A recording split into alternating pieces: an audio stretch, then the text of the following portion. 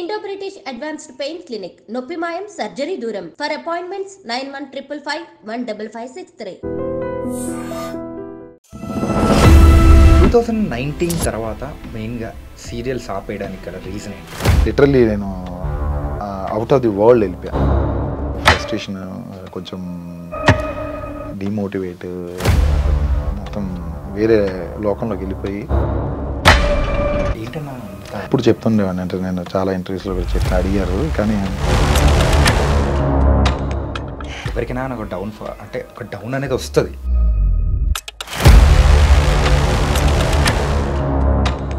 ఇప్పుడు ప్రెసెంట్ ఇక్కడికి వచ్చిన తర్వాత సో సీరియల్ ఇండస్ట్రీ అనేది మీరు అనుకున్నట్టే ఉందనుకుంటున్నారా? చాలామంది చాలా ఛానల్స్ నుంచి కన్నడ యాక్టర్స్ని తీసుకురావడం, మెయిన్గా తెలుగు వాళ్ళము వాళ్ళకి ప్రిఫరెన్స్ ఇవ్వకుండా ఎక్కడి నుంచో తీసుకురావడము, అడిగితే ఇలా ఇదేంటి కన్నడ ఆర్టిస్టులు తీసుకొస్తున్నారు అంటే ఇక్కడ వాళ్ళు ఇలా చేస్తున్నారు అని ఏదో ఒక రీజన్ చెప్పేస్తున్నారు. టైంకి రారు, ఎక్కువ డిమాండ్ చేస్తుంటారు ఇక్కడ వాళ్ళు. అక్కడ వాళ్ళు అయితే సింపుల్గా చేసేస్తారు, వెళ్ళిపోతారు. డైరెక్ట్ బెంగళూరులో వెళ్ళి బెంగళూరులోనే ఆడిషన్స్ పెడుతున్నారు. మామూలుగా ఉన్నా పర్లేదు, వాళ్ళు డైలాగులు కొట్టడం, మళ్ళీ మీ వల్ల ఏం కాక మమ్మల్ని అక్కడి నుంచి పిలుస్తున్నారు. బిగ్ బాస్లో మొన్న ఎక్కువ మంది కే బ్యాచ్ వాళ్ళు ఎక్కువ ఉన్నారు, వాళ్ళకే ఎక్కువ ప్రిఫరెన్స్ ఇస్తారు. కొన్ని తెలుగు వాళ్ళని తీసుకోకుండా ఆల్రెడీ ఒక బిగ్ బాస్లో చేసిన వాళ్ళని ఇక్కడ తీసుకొచ్చి ఫేమస్ చేయాల్సిన అవసరం ఏముంది? సో కాల్డ్ కన్నడ యాక్టర్స్ ఎవరైనా సరే ఇక్కడ యాక్ట్ చేస్తున్నారు అంటే వాళ్ళకి మెంబర్షిప్ ఉందా లేదా అనేది తనిఖీ చేయాల్సిన బాధ్యత కూడా తెలుగు ఆర్టిస్ట్ అసోసియేషన్కి ఉంది కదా. ఇప్పుడున్న ప్యానెల్ మారాలి, ఇంకో ప్యానెల్ రావాలి, వాళ్ళు ఏదైనా డిసిషన్ తీసుకోవాలి. ఈవెన్ తమిళ్ కానీ కన్నడ కానీ ఆ లోకల్గా ఉన్న వాళ్ళకి వచ్చే ప్రిఫరెన్స్ అనేది కూడా హయ్యర్గా ఉంటుంది. ఇంకా ఇలాగే వదిలేస్తే మామ క్యారెక్టర్లు, అత్త క్యారెక్టర్లు, కొడుకు చెల్లెలు క్యారెక్టర్, అన్ని క్యారెక్టర్లు అక్కడి నుంచి ఇంపోర్ట్ చేసుకుంటారు. ఈ సిచ్యువేషన్స్ ఇలాగ ఉంటే కనుక నిజంగా రిజిస్ట్రేషన్ చేయాలని ఉంది.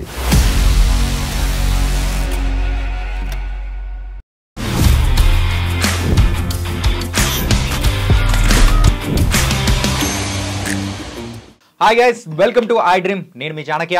మన రియల్ టాక్ విత్ చాణక్యలో ఈరోజు ఒక సర్ప్రైజింగ్ గెస్ట్ని కూడా నేను తీసుకొని వచ్చేసాను. అండ్ మీకు అతి ఎక్కువ ఎపిసోడ్స్ నడిచిన తెలుగు సీరియల్ ఏంటో తెలుసా? కొంతమందికి ఆన్సర్ తెలిసే ఉంటుంది, అభిషేకం అనే సీరియల్. మరి ఆ సీరియల్లో ఫస్ట్ జనరేషన్లో హీరోగా నటించిన కిరణ్ గారు, ఆయన పేరు క్యారెక్టర్ పేరు కిరణ్ అయి ఉండొచ్చు కానీ అసలు పేరు ఉదయ్ గారు అనమాట. ఇప్పుడు మరి ఆ ఉదయ్ గారు ఇప్పుడు మనతో పాటు ఉన్నారు. అసలు ఆ ఎన్ని ఎపిసోడ్స్ నటించారు, ఎన్నో సీరియల్స్లో ఉన్నారు. ఆ తర్వాత కొంచెం గ్యాప్ తీసుకొని మరొకసారి మన ఇండస్ట్రీలో కూడా వచ్చేస్తున్నారు. ఆ కెరియర్, ఆ జర్నీ, మొత్తం అన్ని విషయాలు అడిగేద్దాం. ఓకేనా? హాయ్ ఉదయనా. హాయ్, ఎలా ఉన్నారు? Yeah fine. మళ్ళీ చాలా రోజుల తర్వాత కనిపిస్తున్నట్టున్నారు. Yeah, after long back, after almost 5.5 years. Yeah. So ఏంటంటే కరోనా ముందు కరోనా తర్వాత అన్నట్టు అయిపోయింది. అవును, అలాగే అయిపోయింది. కరోనా ముందు కరోనా తర్వాత. అంటే 2019 తర్వాత సీరియల్స్లో కనిపించకపోవడానికి రీజన్ ఏంటి? రీజన్ ఏం లేదు, నేను యూఎస్ వెళ్ళిపోయాను. ఫ్యామిలీ పరంగా మేము అక్కడ షిఫ్ట్ అయ్యాము, అక్కడ సెటిల్ అయ్యాము. అన్ఫార్చునేట్లీ కరోనా కూడా రావడంతో స్ట్రక్ అయిపోవాల్సి వచ్చింది. సార్ అక్కడ ఇంకా అట్లాగే జాబ్ చేసుకుంటూ కొన్ని రోజులు గడిపేశాను. సో మళ్ళీ ఆపర్చునిటీస్ వచ్చాను. ఉదయ్ ఈ పేరు ఇష్టమా మీకు, లేకపోతే కిరణ్ కిరణ్ కిరణ్ అనే పేరు ఇష్టమా? కిరణ్ అని పిలిస్తే మనసు చాలా హ్యాపీగా అనిపిస్తూ ఉంటుంది. ఆబ్వియస్లీ ఏ యాక్టర్కైనా అంతే. మన సొంత పేరు ఓకే, మన సొంత పేరు బయటికి వెళ్ళడం చాలా ఇష్టమే, కానీ ఆ క్యారెక్టర్ నేమ్తో పిలుస్తామంటే అదొక రకమైన మనం అంత బాగా యాక్టింగ్ చేసామా, అంత క్యారెక్టర్ అంత లోపలికి ఇంజెక్ట్ అయిందా అనే ఒక ప్రౌడ్ ఫీలింగ్ ఒకటి వస్తుంది లోపల. యా. సో అభిషేకం సీరియల్ అనేటప్పటికీ సీరియల్స్ మరి చరిత్ర ఒకటి రాసుకుంటే మాత్రం అందులో ఎక్కువ ఎపిసోడ్స్ ఉన్న సీరియల్గా అభిషేకం అనే సీరియల్ ఉంది. అందులో మీరు ఫస్ట్ జనరేషన్లో మరి అక్కడ యాక్ట్ చేశారు. ఇంతకు అక్కడ అభిషేకంలో మీకు ఆపర్చునిటీ ఎలా వచ్చింది ఏంటి? అది యాక్చువల్గా అభిషేకంలో ఆఫర్ రావడం నిజంగా అది బై గాడ్ గ్రేస్ లక్. నేను క్యాజువల్గా అన్ని ఆఫీసులకి మామూలుగా సీరియల్స్ బిజీగా చేసుకుంటున్నాను. ఆఫీసులు కూడా పెద్దగా వెళ్ళను. నేను సీరియల్స్ షూటింగ్ చేసుకుంటూ ఉండేవాడిని. ఎక్కడో నేను రోడ్డు మీద వెళ్తుంటే అప్పటికి నేను బేసిక్గా నేను ఎవరు కూడా తెలియదు, నేను లైమ్ లైట్లో కూడా లేను. ఏదో చిన్న చిన్న సీరియల్స్ సెకండ్ లీడ్ చేస్తున్నా కానీ దూరదర్శన్లో వాటిలో ఉంది, కానీ నా క్యారెక్టర్ ఎప్పుడు కూడా ఇదవ్వాల జనాల్లోకి వెళ్ళా. కానీ ఒక కో డైరెక్టర్ అభిషేకం సీరియల్ కో డైరెక్టర్ అప్పుడు ఈ సీరియల్ స్టార్ట్ అయింది దాసరి గారి ప్రొడక్షన్లో. నాకు అది దాసరి గారి ప్రొడక్షన్ కూడా తెలియదు. ఓకే, నేను క్యాజువల్గా వెళ్తున్నాను, ఒకరిని కలవడానికి మీట్ అవ్వడానికి వెళ్తున్నాను. వెళ్తుంటే రోడ్డు మీద వెళ్తూ పిలిచాడు, భయ్యా ఒక నిమిషం అని పిలిచి, మీరు ఏమైనా చేస్తున్నారా, బిజీ ఉన్నారా అని అడిగితే ఇలా చేస్తున్నానంటే మీ ఫొటోస్ ఇవ్వండి అంటే, రెగ్యులర్ క్యాజువల్గా అందరూ అడుగుతారు కదా ఫొటోస్. ఆర్టిస్ట్ ఒక ఆర్టిస్ట్ లుక్ ఉంటే ఆర్టిస్ట్ అనుకొని ఫొటోస్ అడుగుతూ ఉంటారు కదా, అలాగే అడుగుతున్నారు అనుకున్నాను. ఏ బ్యానర్ ఏంటని చెప్పలేదు. ఒకసారి ఫోన్ చేశాడు, నెక్స్ట్ డే వెళ్ళి అప్పటికే ఆల్మోస్ట్ ఒకళ్ళు ఫిక్స్ అయిపోయి ఆ క్యారెక్టర్కి అతనితో షూటింగ్కి వెళ్దాం అనుకున్నారు. కానీ ఎందుకు డైరెక్టర్ గారికి ఇంకా సాటిస్ఫాక్షన్ లేక చూస్తున్నారంట. సో అప్పుడు నేను కనపడడంతో నన్ను ఆ క్యారెక్టర్ తీసుకున్నారు. అలాగా ఆ క్రాంతి అన్న అని దానికి కో డైరెక్టర్ చేశారు. ఇప్పుడు ఆయన చాలా సీరియల్స్కి రైటర్గా కూడా చేస్తున్నారు, స్క్రీన్ ప్లే రైటర్గా చేశారు. సో అది నిజంగా లక్. దాంతో నా కెరీర్ ఆల్మోస్ట్ మారిపోయింది. బిఫోర్ అభిషేకం ఆఫ్టర్ అభిషేకం లాగా అలా అయిపోయింది. కానీ మీరు యాక్ట్ చేస్తున్న టైంలో సీరియల్స్ విషయానికి వచ్చేటప్పటికి that was an golden period కదా. ఏంటంటే ఆ టైంలో సో డిజిటల్ యుగం అనేది ఎవరికి ఉండేది కాదు, సెల్ ఫోన్స్ అప్పుడప్పుడే వస్తున్నాయి, టెక్నాలజీ గురించి కూడా తెలియదు, అసలైన లైఫ్ అంటే ఏంటో చూస్తున్న రోజులు. టీవీలో ఎవరైనా కనిపిస్తున్నారు, వాళ్ళు బయట కనిపించారు అని అంటే సో వాళ్ళ క్యారెక్టర్స్ని చూసైనా కానీ అరే సెలబ్రిటీ వచ్చారు అని ఇప్పుడైతే క్యాజువల్ తీసుకుంటున్నారు, కానీ ఆ రోజుల్లో ఉన్న హవా కానీ అది వేరుంటది కదా. అది వేరు. ఆ స్టార్డమ్ని బాగా ఎంజాయ్ చేశారా? చాలా. అది ఎలా అంటే ఆ సీరియల్ నాది నెగిటివ్ క్యారెక్టర్, బేసిక్గా యాంటీ హీరో క్యారెక్టరు. అది ఎంత బాగా ఇంజెక్ట్ అయిందంటే జనాల్లోకి, పబ్లిక్లోకి వెళ్తే కొన్ని చోట్ల ఫేస్ చేశాను నేను, కొడతారేమో. నేను టెక్కలి అని విజయనగరం దగ్గర ఆ టెక్కలి అనే ఊరు ఒకసారి విజిట్కి వెళ్తే అక్కడ ఏదో క్లినిక్కి ఏదో కొత్తగా క్లినిక్ పెడితే అక్కడికి గవర్నమెంట్ హాస్పిటల్ దగ్గర నన్ను ఇన్వైట్ చేస్తే వెళ్ళా. నేను ఇంటి దగ్గర బయలుదేరిన దగ్గర నుంచి నాకు పెద్ద క్యాన్వే లాగా స్టార్ట్ అయిపోయింది.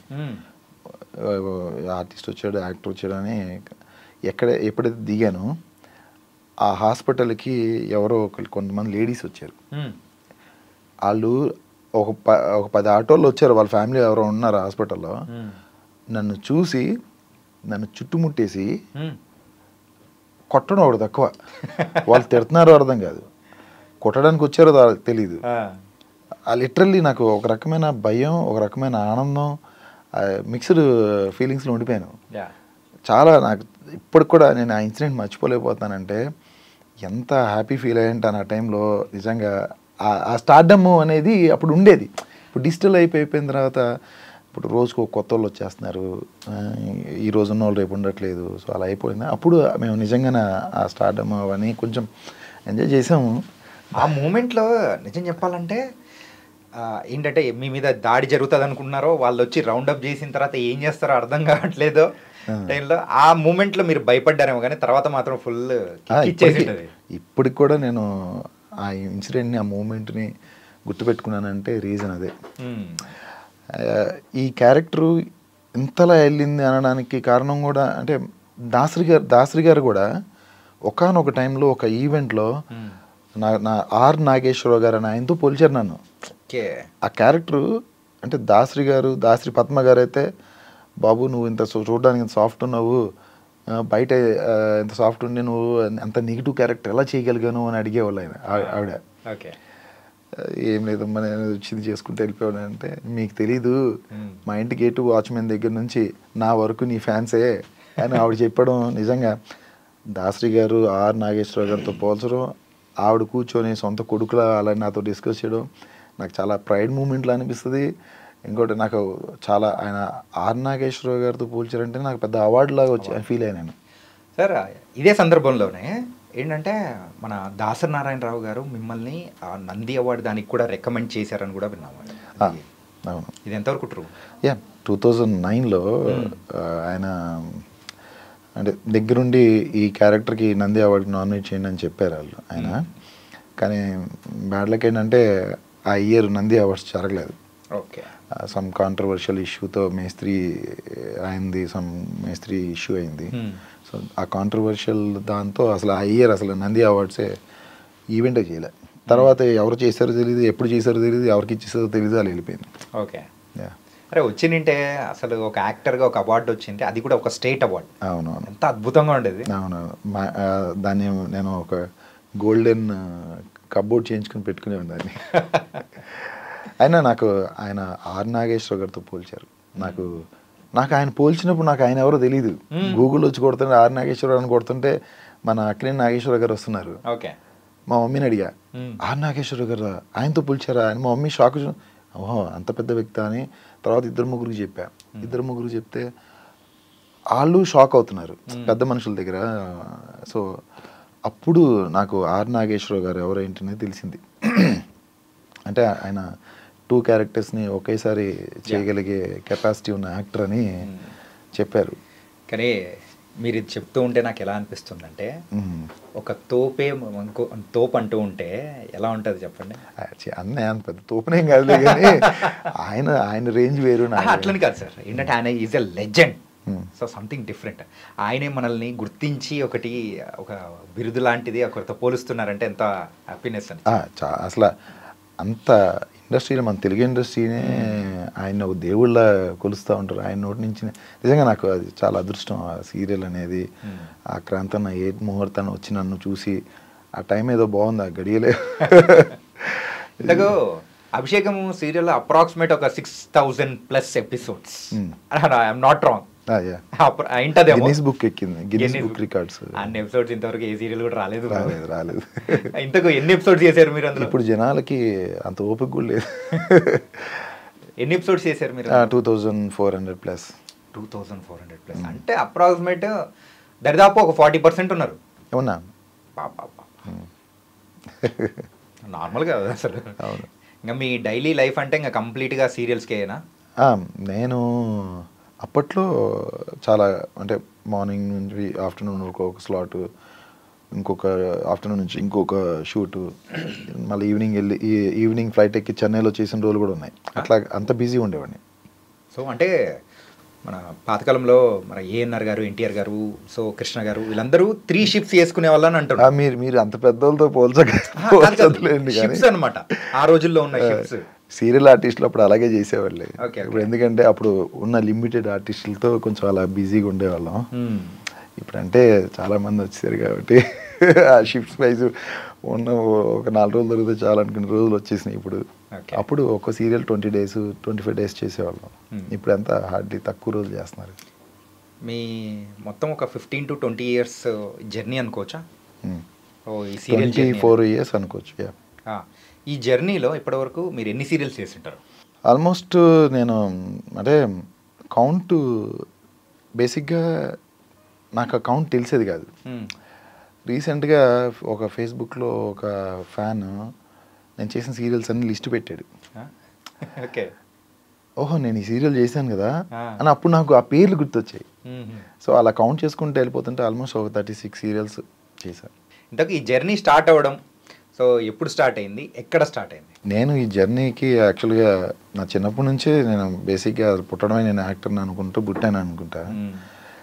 చిన్నప్పటి నుంచి అదే ఫీల్డ్లో ఉండేవాడిని. ఎందుకంటే మా మమ్మీ నన్ను నీట్గా రెడీ చేసి నిక్కర్ కూడా టీ షర్ట్ వేసి టక్కి వేసి రోడ్డు మీదకి పౌడర్ వేసి పంపించి నేను జేబులో చేతులు పెట్టుకుంటూ వెళ్తానంటే జనాలు అందరూ అరే హీరో ఏంట్రా హీరో ఫోజులు ఇస్తున్నాం అనేవాటి. ఓహో హీరో ఇలా ఉంటాడా, అయితే హీరోనే అంటే అలా ఇంజెక్ట్ అయిపోయింది నాకు చిన్నప్పటి నుంచి. నేను అసలు చదువు కూడా పట్టించుకునేవాడిని కాదు. నేను అసలు అదే ఫీల్డ్లో ఉండేవాడిని. నేను యాక్టర్ని అనే ఫీల్డ్లోనే ఉండేవాడిని చిన్నప్పుడు కూడా, స్కూల్కి వెళ్తున్నప్పుడు కూడా.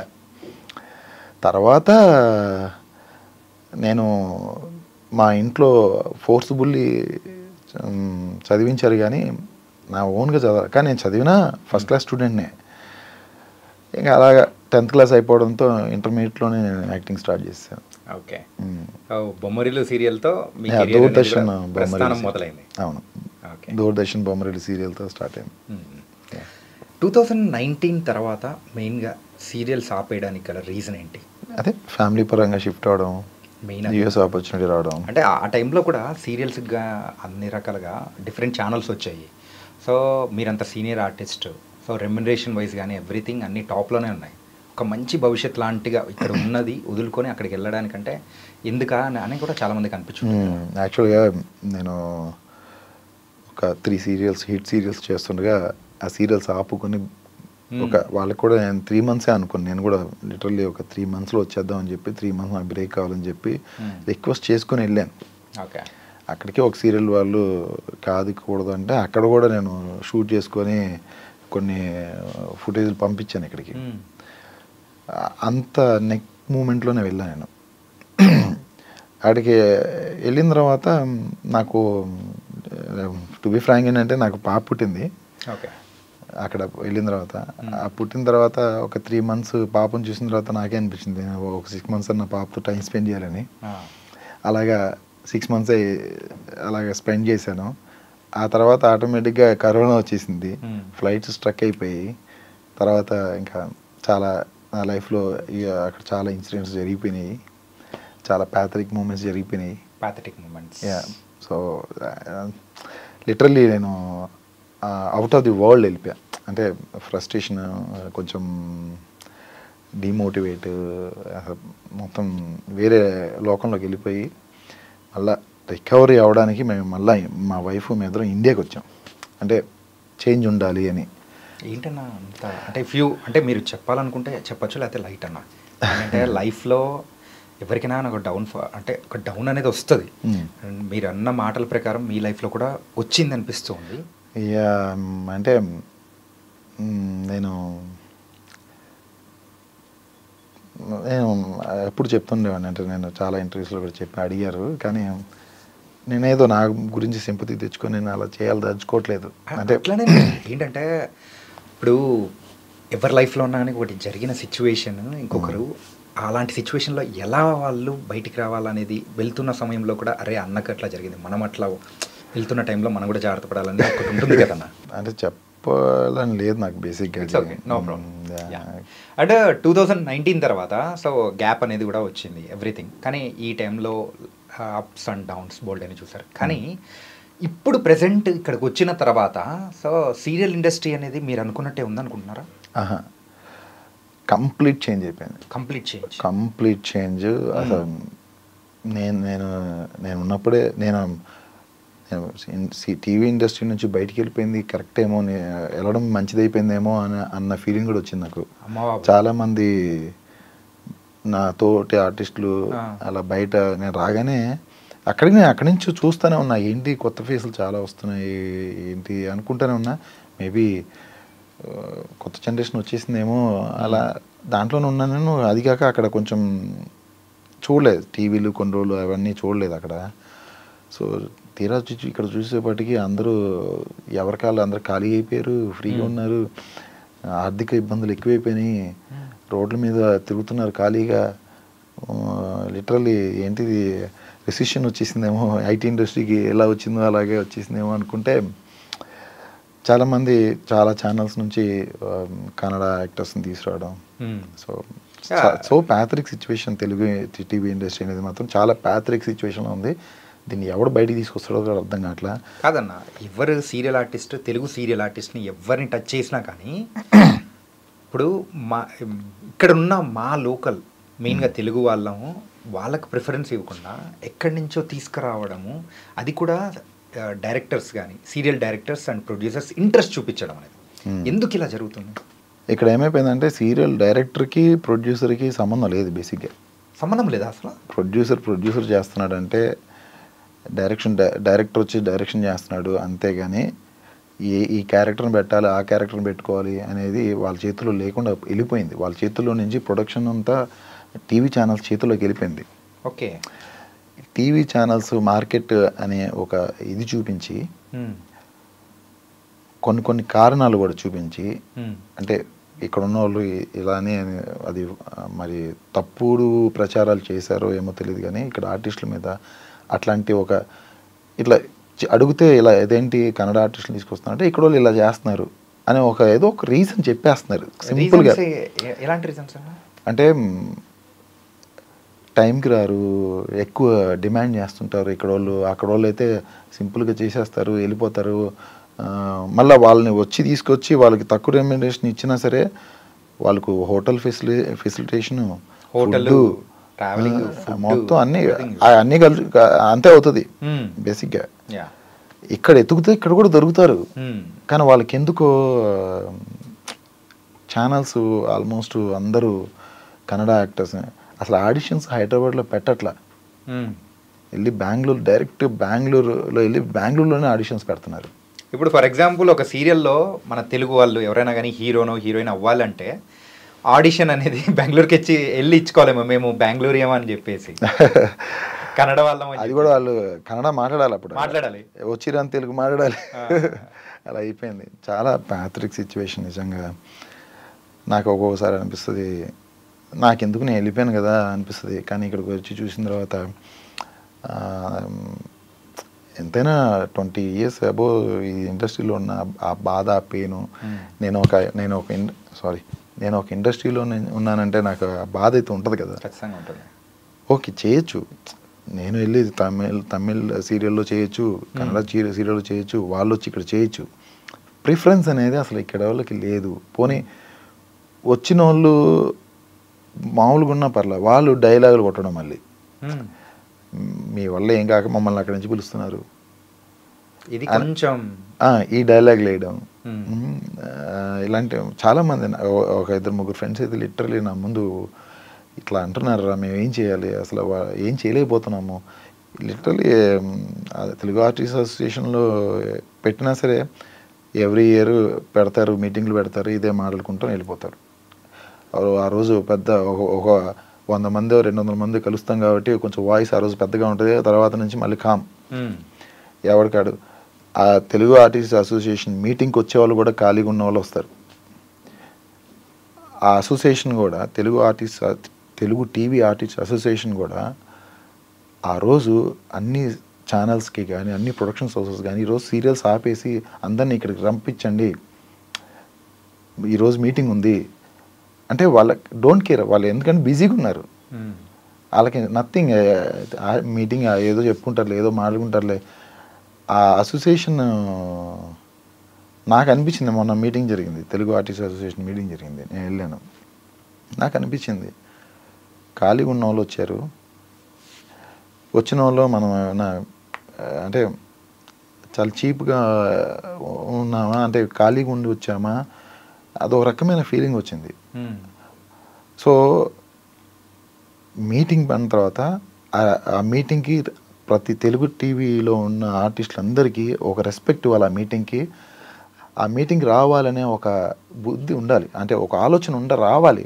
అంటే మీరు ఊరుకోండి అన్న, ఏంటంటే ఆల్రెడీ ఆ సీరియల్స్ అన్ని దానిలలో కూడా కన్నడ వాళ్ళు నిండిపోతే ఇంకా తెలుగు వాళ్ళు ఎక్కడ ఉంటారన్న. అదే అన్న, ఆ కన్నడ వాళ్ళు అట్లీస్ట్ ఒక 20-30% మెంబర్స్ అయినా అసోసియేషన్ మెంబర్షిప్ తీసుకుంటారు కదా, వాళ్ళు ఒక్కడు కూడా కనపడరు. అంటే కొంతమంది రీసెంట్ టైమ్స్లో కూడా బాగా వినింది ఏంటంటే, మొన్న జరిగిన బిగ్ బాస్ విషయానికి అవుతాం. బిగ్ బాస్లో మొన్న ఎక్కువ మంది కే బ్యాచ్ వాళ్ళు ఎక్కువ ఉన్నారు, వాళ్ళకే ఎక్కువ ప్రిఫరెన్స్ ఇస్తున్నారు. కాలీవుడ్ కర్ణాటక ఆర్టిస్టులు వచ్చి సో వాళ్ళకే ఎక్కువ ప్రిఫరెన్స్ ఛానల్స్ ఇవ్వడము, బిగ్ బాస్లో కూడా వాళ్ళనే ఎక్కువ చూడటము, సో ఇలాంటివన్నీ ఎక్కువ వాళ్ళకే ప్రిఫరెన్స్ ఇస్తున్నారని కూడా ఒక రకంగా ఓపెన్ అయిపోయినట్టు అనిపించింది. కానీ దాని గురించి మాత్రం ఎవ్వరు వాయిస్ అనేది కూడా రేస్ చెయ్యట్లేదు. I think you are the first person దీని గురించి గట్టిగా ఎక్కువ మాట్లాడడానికి అనిపించింది. నేను ఇంకోటి కూడా అబ్జర్వ్ చేశాను, ఎవరైతే మీరు అంటున్న సోకాల్డ్ కన్నడ యాక్టర్స్ బిగ్ బాస్లో ఉన్నారని చెప్పారో వాళ్ళు ఆల్రెడీ కన్నడ బిగ్ బాస్లో చేసిన వాళ్ళు కూడా ఉన్నారు ఇక్కడ. అవును, ఏం అవసరం ఇప్పుడు, అక్కడ ఆల్రెడీ బిగ్ బాస్లో చేశారు, మళ్ళీ ఇక్కడ తెలుగు బిగ్ బాస్లో పోనీ తెలుగు వాళ్ళని తీసుకోకుండా ఆల్రెడీ ఒక బిగ్ బాస్లో చేసిన వాళ్ళని ఇక్కడ తీసుకొచ్చి ఫేమస్ చేయాల్సిన అవసరం ఏముంది కదా. ఇక్కడ ఎంతమంది ఆర్టిస్టులు లేరు, ఇది అడగడానికి కూడా ఎవరికి అసలు ధైర్యం కూడా ఎవరు వచ్చి మాట్లాడరు. ఇప్పుడు లిటరల్లీ నేను మొన్న ఒక ఇంటర్వ్యూలో చెప్పినప్పుడు కూడా నన్ను చాలామంది ప్రొడక్షన్ హౌసెస్ కూడా చెప్పారు, ఎందుకు నువ్వు అన్నీ ఇలా కాంట్రవర్సీ మాటలు ఎందుకు మాట్లాడతావు, కొంచెం కామ్గా ఉండిపోవచ్చు కదా అంటే, ఇప్పుడు ఓకే నేను ఉంటాను, మనస్సాక్షి చంపుకొని ఉండాలి కదా. మొన్న నేను ఆర్టిస్ట్ అసోసియేషన్కి వెళ్ళి చూసేపటికి ఎవరు లేరు. అంటే ఉన్నవాళ్ళు రెగ్యులర్గా మేము కూడా ఎందుకు వచ్చామంటే, ఓ 10 మందిని మా పాత ఫ్రెండ్స్ని కలుస్తాం కదా అని చెప్పి వచ్చాము. ఏదో గెట్ టుగెదర్లా ఉంది తప్ప ఏదో సీరియస్ అసోసియేషన్ మీటింగ్లా లేదు అది. అక్కడ మాట్లాడాల్సిన వాళ్ళు మాట్లాడారు కొన్ని 2-3 పాయింట్లు, ఓకే దట్స్ గుడ్, అంతవరకు బాగానే ఉంది. కానీ తెలుగు టీవీలో ఉన్న ఆర్టిస్టులందరికీ ఆ రెస్పెక్ట్ ఉండాలి కదా, వచ్చి మీటింగ్ అటెండ్ అవ్వాలని. Okay, so called Kannada actors ఎవరైనా సరే ఇక్కడ యాక్ట్ చేస్తున్నారు అంటే వాళ్ళకి మెంబర్షిప్ ఉందా లేదా అనేది తనిఖీ చేయాల్సిన బాధ్యత కూడా తెలుగు ఆర్టిస్ట్ అసోసియేషన్కి ఉంది కదా. వాళ్ళు ఎందుకు చేయట్లేదు అది? వాళ్ళని అడిగితే వాళ్ళు ఏమంటారు, మీరు కంప్లైంట్ ఇవ్వండి, ఫస్ట్ మీరు ముందు రండి అంటారు.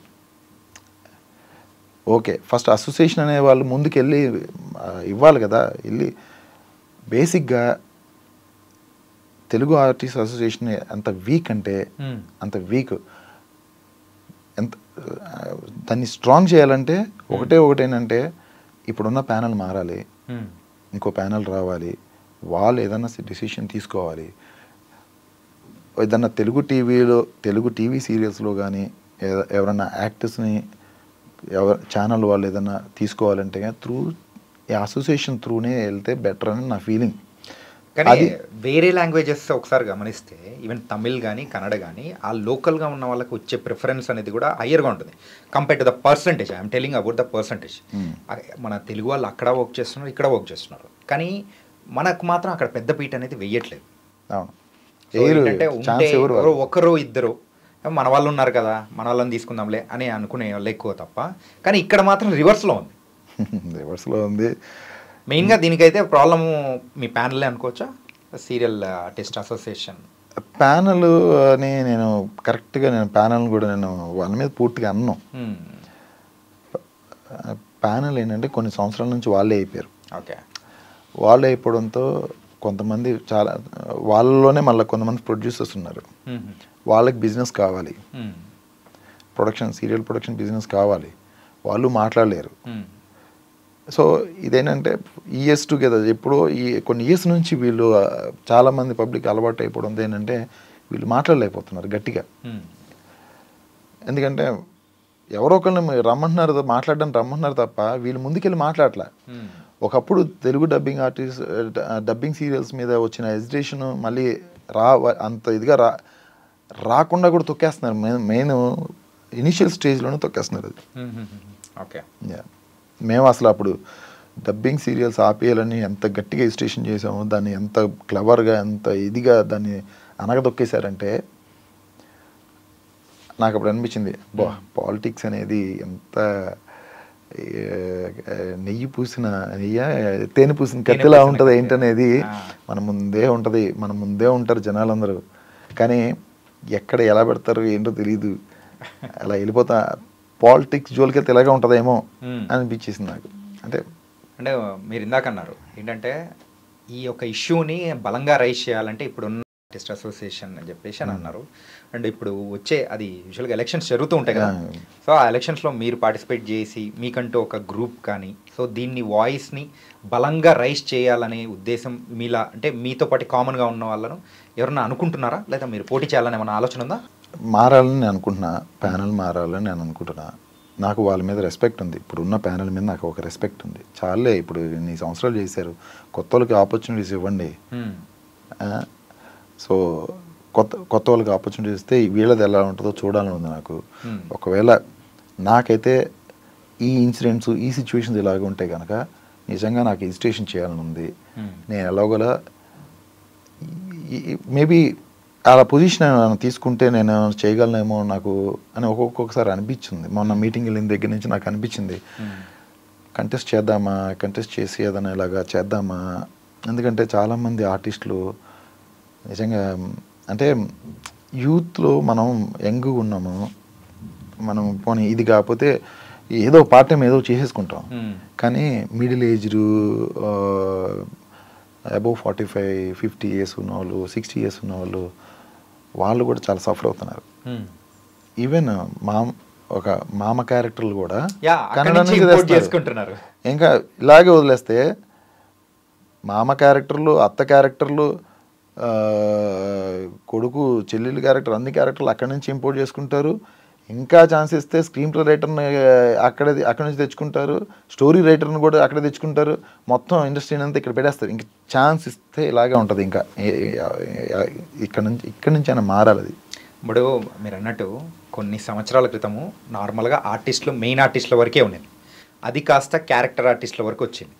క్యారెక్టర్ ఆర్టిస్ట్ నుంచి మీరు అన్నట్టు నెక్స్ట్ స్టెప్ ఎలా ఉంటుంది అనేది కూడా ఒక డైంజర్ బెల్స్ లా చెప్పేస్తున్నాను నేను. అంటే నాకు అలా అనిపిస్తుంది. అంటే లిటరల్లీ ఛాన్సెస్ అయితే ఉంటాయి కదా. ఇప్పుడు ఆర్టిస్టులు విషయంలో చేసిన వాళ్ళు మిగతా విషయాల్లో చేయరని గ్యారంటీ ఉంది నాకు. అప్పుడు కూడా నాకు సరిగ్గా రాలేకపోతున్నాడు, కన్నడ కూడా బాగా రాశాడు అని చెప్పి పెట్టేస్తారు. ఏముంది, జరుగుతుందేమో, జరగచ్చు. ఇలా వదిలేస్తే ఇలాగ వెళ్ళిపోద్ది. టాలీవుడ్ కాస్త కాలీవుడ్ అయిపోద్ది. ఓకే, ఇంటర్వ్యూకు అనుకునింది నార్మల్గా మీతో చిట్ చాట్ అని అనుకున్నాను. కాకపోతే మనం ఇద్దరం ఒక సీరియస్ టాపిక్ లోకి వెళ్ళిపోయి దానిలో ఉన్న లోతును మనం తీసుకున్నాము. బర్నింగ్ ఎవరు వాయిస్ రైజ్ చేయలేదు. చెయ్యాలి, ఎవరో ఒకరు చేయాలి. అది మీతోనే మొదలైంది. చాలా మంది చేస్తున్నారు. రావాలి, పబ్లిక్లోకి వెళ్ళాలి. ఇప్పుడు నేను చెప్పాను, ఇది పబ్లిక్లోకి వెళ్ళాలి. వెళ్తేనే కదా పబ్లిక్ కూడా తెలుస్తుంది. ఇది కూడా కాకపోతే గవర్నమెంట్ కంపల్సరీగా దీని మీద యాక్షన్ తీసుకోవాల్సిందే. గవర్నమెంట్ ఒక ఇండస్ట్రీనే అంటారు దీన్ని, ఒక ఇండస్ట్రీ ఇబ్బందుల్లో ఉందన్నప్పుడు ఒక పాలసీనన్నా తీసుకురావాలి. అట్లీస్ట్ పర్సంటేజ్ బేసిస్ అన్నా కానీ, లేదంటే ఏదో ఒకటి పోనీ వాళ్ళని మెంబర్షిప్ తీసుకొని యాక్ట్ చేయమని చెప్పండి. అప్పుడు తెలుగు ఆర్టిస్ట్ అయిపోతాడు కదా. కంపల్సరీగా అసోసియేషన్ మీటింగ్స్కి అటెండ్ అవ్వమని చెప్పండి. అసలు తెలుగు ఆర్టిస్ట్ అటెండ్ అవ్వకపోయినా ఫస్ట్ వాళ్ళు అటెండ్ అవ్వాలి. ఎందుకంటే వాట్ ఏంటి అనేది తెలియాలి కదా. ఇక్కడ ఎవరెవరు ఉంటారు ఏంటి అనేది తెలియాలి కదా. అసలు ఇప్పుడు వచ్చిన కన్నడ యాక్టర్లకి ఎవరికి అసోసియేషన్లో మెంబర్స్ కూడా తెలియదు. అసలు అసోసియేషన్ ఉందా అని కూడా తెలుసా? తెలియదేమో, మేబీ అది కూడా అయి ఉండొచ్చు. ఆఫ్టర్ 2019 సో మీది ఒక ఇన్స్టా కానీ అన్నీ ఒకసారి చూస్తూ ఉంటే so have done different things అన్న. సో సంథింగ్ డైరెక్షన్ టైప్లో అని కానీ కొన్ని చిన్న వీడియోస్ కానీ, అండ్ స్కై డైవ్ ఏదో ఒకటి చూసాము. ఏంటి దిస్ ఇస్ అంటే పవన్ కళ్యాణ్ గారికి వీరాభిమాని లేకపోతే? నేను డైహార్డ్ ఫ్యాన్. ఓకే, నాకు పవన్ కళ్యాణ్ అసలు నాకు మా మమ్మీ, మా డాడీ, నా కుటుంబం Pawan Kalyan.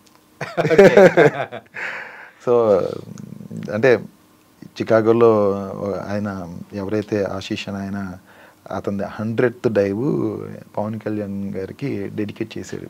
100th dive 18,000 feet నుంచి. సో దాన్ని మేము మామూలుగా ఎలా చేయాలి ఏంటనేది జస్ట్ నేను డైరెక్షన్ ఏం లేదు, దూకేడు చేసాం. కాకపోతే ఎలా ఉండాలి ఏంటనేది అది బాగానే పవన్ కళ్యాణ్ గారి దగ్గర కూడా వెళ్ళింది. అది ఆల్మోస్ట్ రీచ్ అయింది. నైస్. అండ్ సో ఇప్పుడు ప్రెసెంట్ ఏం చేస్తున్నారు? సీరియల్స్ ఏనా నెక్స్ట్ మీ సెకండ్ ఇన్నింగ్స్, లేకపోతే ఇంకా వేరే ఏదైనా ప్లాన్స్ ఉన్నాయా? మీరు సెకండ్ ఇన్నింగ్స్ అన్నారు కదా, ఇప్పుడు నేను చేసే వెబ్ సిరీస్ పేరు సెకండ్ ఇన్నింగ్స్. మళ్ళీ నేను 5 years గ్యాప్ తీసుకొని వచ్చి చేస్తున్నప్పుడు కూడా అరే టైటిల్ బలి సెట్ అయింది, అది మళ్ళీ అన్ని లాంగ్వేజెస్లో రిజిస్టర్ చేయించారు. ఓకే, సో అది ఆల్మోస్ట్ మేబీ బాగానే వచ్చింది. చూడాలి మరి ఎంతవరకు పబ్లిక్ లో. అందరికి నోటెడ్ అయిన టైటిల్ అనమాట, రీచ్ అయిపోతుంది. అవును, బాగుంది, అంటే బాగా వచ్చింది. అంటే త్వరలోనే వస్తుంది, టీజర్ కూడా రిలీజ్ అవుతుంది. సో ఇంతకు సెకండ్ ఇన్నింగ్స్ అనేటప్పటికి అందరి మైండ్లలో కూడా డిఫరెంట్గా వస్తూ ఉంటుంది. అంటే ఆఫ్టర్ ఒక బ్రేకప్ అయిపోయిన తర్వాత ఇంకో అమ్మాయి దగ్గరికి వెళ్ళేటప్పుడు దట్ అనే సెకండ్ ఇన్నింగ్స్ అని కూడా అనుకోవచ్చు. అలా ఎందుకు అనుకోవాలి, అంటే ఈ కైండ్ ఆఫ్ థింగ్ అనమాట. సేమ్ వైఫ్ మళ్ళా కలుస్తారు అనుకుంటున్నాం, తప్పేముంది? ఇదేదో బాగుంది, ప్లీజ్ చెప్పండి. ఎలాగైనా అనుకోవచ్చు కదా. లేదంటే వేరే లైఫ్లోకి వెళ్ళిపోయి వేరే ఇన్నింగ్స్ స్టార్ట్ చేసినట్టు అనుకోవచ్చు కదా. అయితే ఇంతవరకు వచ్చి అక్కడే మీరు ఆపేశారు. ఓకే, అంటే అంటే ఓపెన్ అది మేము ఓపెన్ అయిపోతున్నాంలే సబ్జెక్ట్ కూడా. ఇద్దరు ఒక వైఫ్ అండ్ హస్బెండ్స్ మీద జరిగే స్టోరీ అంతే. ఓకే. అప్పుడున్న సిచ్యువేషన్స్ అయితే ఇప్పుడు లేవు. సో ఇప్పుడున్న జనరేషన్కి తగ్గట్టు, ఇప్పుడున్న దానికి తగ్గట్టు మనం వెళ్ళాలి, దాని తగ్గట్టు మనం మారాలి. అలా అయితేనే మనం సర్వైవ్ అవ్వగలుగుతాం. సో అందుకనేనా మీరు వెబ్ సిరీస్ తీసుకున్నారనుకోవచ్చు, లేకపోతే వచ్చిన వెంటనే సీరియల్స్ వెళ్ళిపోవచ్చుగా? వెళ్ళొచ్చు, వచ్చినాయి. కానీ ఈసారి నేను ఏమనుకున్నానంటే మంచి క్యారెక్టర్ కోసం వెయిట్ చేస్తున్నాను. సీరియల్స్లో వచ్చినాయి 2-3 క్యారెక్టర్లు వచ్చినాయి. కొంచెం డిస్కషన్ కూడా జరుగుతున్నాయి. పిలిచారు, మాట్లాడాను, జరుగుతున్నాయి. ఇంకా నేను ఇంకా అంటే మూవీ కూడా ఒప్పుకున్నాను. మోస్ట్ ప్రాబబ్లీ అది ఫిబ్రవరి మార్చ్లో స్టార్ట్ అవుతుందేమో. అలా ఇదొకటి చెప్పండి, ఆ టైంలో బిఫోర్ కరోనా కానీ ఆ టైంలలో సో సీరియల్స్ చేసేవాళ్ళు సినిమాలు చేయలేరు, సినిమాల్లో ఫేస్ చూడరు ప్రేక్షకులు అని చెప్పేసి ఒకటి మనం ఎక్కువ వినేవాళ్ళం. అది నిజమేనా? అది యాక్టింగ్ అనేది యాక్టింగ్. అది యా, సీరియల్కి లెంత్ కావాలి కాబట్టి డ్రాగ్ చేస్తారు. సినిమాలోకి వెళ్ళిపోతే అది ఆబ్వియస్లీ డైరెక్టర్ యాక్టర్ అనేవాడు డైరెక్టర్ ఎలా చెప్తే అలా చేసేవాడు అంతే. అది సీరియల్ అయితే సీరియల్ ఫ్రేమ్లోకి వచ్చినప్పుడు మీకు సీరియల్ లుక్ కనిపిస్తుంది అంతే. యాక్టింగ్ అనేది ఒకటే, అక్కడ ఇక్కడ తేడా ఉండదు. డైరెక్టర్ మీద ఉంటుంది అదంతా. కానీ స్మాల్ స్క్రీన్లో ఎంతో స్టార్డమ్ తెచ్చుకున్న వాళ్ళు కానీ బిగ్ స్క్రీన్లో సక్సెస్ అవ్వలేకపోవడానికి రీజన్ ఏంటనుకోవచ్చు? రీజన్ ఏమి ఉండదు. సీరియల్స్లో వచ్చేస్తే బిజీ అయిపోతారు. అంటే ఆల్మోస్ట్ 30 days షూట్లోనే ఉండొచ్చు. నో హాలిడేస్ కదా.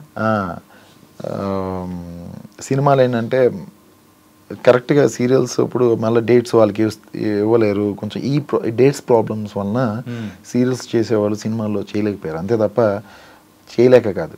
ఓకే. అని ఆ టైంలో మీరు అభిషేకం చేస్తున్న టైంలో మీకు ఏమైనా సినిమా ఆఫర్స్ ఏమైనా వచ్చాయా? చేశాను కానీ పెద్దగా కాలేదు. ఓకే. కన్నడలో ఒకటి చేశాను, కన్నడలో ఒకటి చేశాను కానీ సినిమా కంప్లీట్ అయిపోయింది, అది ఆగిపోయింది. వాళ్ళు నన్ను యాక్సెప్ట్ చేయలేదు. సో అక్కడ కూడా చిన్న పాలిటిక్స్ జరిగినాయి. తర్వాత మళ్ళీ ఇక్కడ చేశాను కానీ చిన్న క్యారెక్టర్ అంతగా సినిమా హిట్ అవ్వలేదు, క్యారెక్టర్ అంతా వెళ్ళాలి జనాల్లోకి. Okay. And coming to your financial wise ఎలా ఉందన్న? సో ఈ 20 yearsలో ఎంత సంపాదించారు? ఫైనాన్షియల్ ఏముంటుంది, కంఫర్టబుల్గా ఉన్నాను అంతే. ఓకే. మరీ ఎక్సెస్ లేవు, మరీ తక్కువ లేవు, comfortable. Coming to the family. Family I'm very happy. Okay. కొన్ని హడ్డుల్స్ వెళ్ళిపోయినాయి, ప్యాథరిక్ సిచ్యువేషన్స్ కూడా వెళ్ళిపోయినాయి. లైఫ్ అన్న తర్వాత ఎప్పుడు ఒకేలా ఉండాలనుకో నేనైతే అనుకోను. వస్తూ ఉంటాయి, మనం ఫేస్ చేస్తూ ఉండాలి, ముందుకు వెళ్తూ ఉండాలి. నేను అలాగే ఉంటా. ఓకే. ప్రాబ్లమ్స్ వచ్చినప్పుడు ఫేస్ చేయాలి, ఏడుపు వచ్చినప్పుడు ఏడవాలి. అంటే వదిన మేము అంటే మీకు బాగా సపోర్ట్ చేశారు.